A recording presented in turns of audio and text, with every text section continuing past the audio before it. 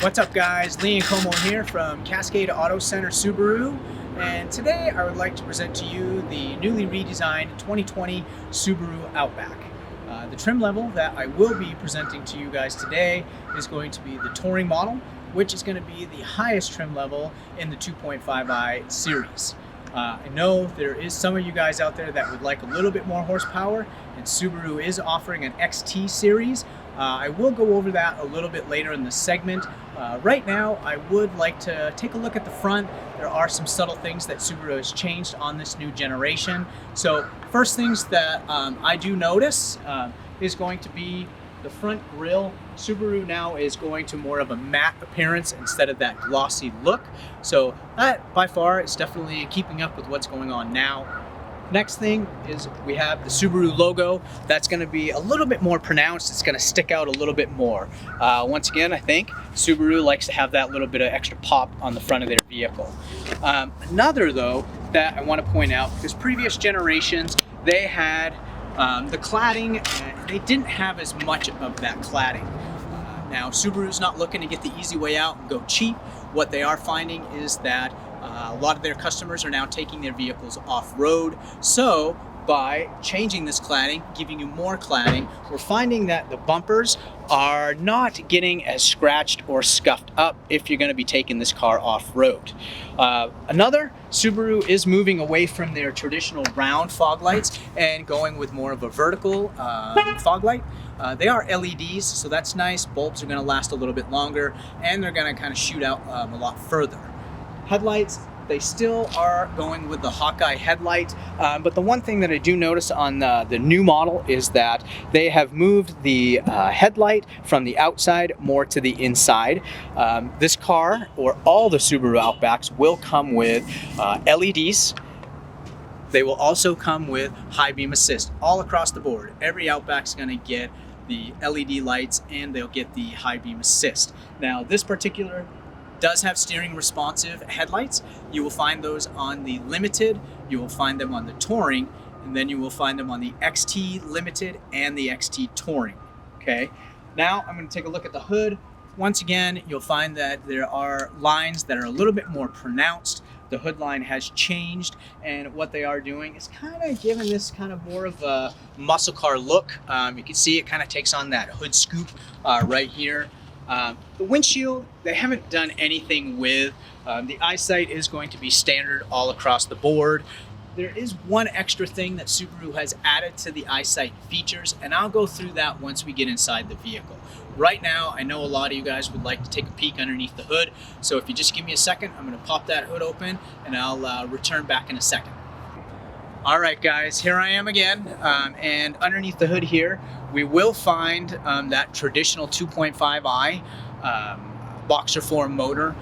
Subaru has tweaked it a little bit on the 2020s. It still is a 2.5i, but now you're going to find that the horsepower is going to be a little bit more. Instead of previous generations being 175 horsepower, the 2020 is going to give you a 182 horsepower with 176 foot-pounds of torque. Once again, I was talking to you earlier about the XT series. They have replaced the 3.6 liter. They've discontinued that. They now have brought forth the 2.4 liter turbocharged intercooler system. Now that's going to give you 260 horsepower, and it will give you 277 foot-pounds of torque. So I know there's people out there that definitely will miss the 3.6, but once they've added this, the nice thing with this 2.4 liter is that it actually can be run off a regular unleaded, where usually turbo systems will have to run off from a premium, so you don't get that. This car does come with auto start stop. I have mixed emotions about that, but the nice thing there is that the emissions on the vehicle is better, and you did achieve a little bit more fuel economy, going up to 33 miles per gallon. All right, guys, so now what I would like to do is take a little peek at the side of this Subaru Outback. Not much has changed. I will point some out of the little things that have changed, kind of the tweaks to the car. It still looks like an Outback from previous generations, but some of the things you'll see are going to be the lines on the car. Subaru's trying to get those to be more pronounced again and have them stick out. So definitely really looks nice. The cladding that we saw in the front has followed its way around the car and made it around the wheel arch molding, which is going to complement your 18-inch wheel and your 18-inch tire. What I do love about the wheel arch molding is that you don't have to buy that as an accessory now. The cladding continues around and will continue all the way around the back of the car. Another nice feature that I see, the chrome that comes around here, yes, it was on previous generations, but what they're doing now is actually coming down and around and tying in your exterior mirror with this. You know, whether it's, you know, to make it look all pretty and all that kind of stuff, hey, maybe. I definitely think it's a great added feature to the car. Okay. Outdoor enthusiasts, the roof rack is still there. They have changed the appearance a little bit. You do have your tie downs now here. Your rails will move to go more perpendicular with the vehicle. So if you want to put stuff up there, your gear, maybe if you're even trying to get some lumber. What we can do here, if I lift up on this little lever here, and pivot across, there is an existing or pre-existing hole on the other side, which that will fit into, and vice versa. But the one thing I want to tell you is that if you don't want this thing kind of messing with your fuel economy, if you're not using it, keep it so it's running parallel with the vehicle. All right, let's move around to the back. You will notice the cladding has fallen around again. Just like the front, they have added more cladding to the rear bumper, tending to eliminate any of that scratching, chipping, dinging if you were to back up into, say, some bushes when you're off-road with your Outback. Another feature they've added to the car, now it has been an accessory, but now they're adding it as a standard feature on the limited and touring model, is going to be this silver underguard. Definitely makes the back of the car pop out a little bit more, so definitely a little bit more elegant. You'll see that, you know, on even on the side of the car with the chrome trimming piece that's there. Rear liftgate, you can get a traditional liftgate which will just open up manually, but now Subaru does have an automatic rear liftgate that you can push right here. Opens up. Previous models or the previous generation, they did open up slower. Now we're finding that they open up a lot faster. Okay, in the back, a lot of convenience features, right? You guys find yourself at the grocery store and you have your bags that you put your fruits and vegetables in. Now you do have these accessory grocery hooks that you can add your bag or hang your bag off. At that point, you will find that you won't get bruised vegetables or bruised fruit. Another luggage compartment cover that's here. This is stowable. You can stow it down below here.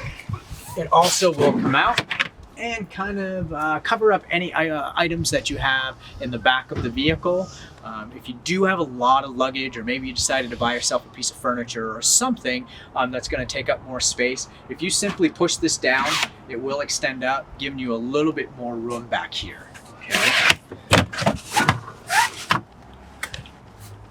Definitely another nice feature are going to be these handles here, which will release the seats.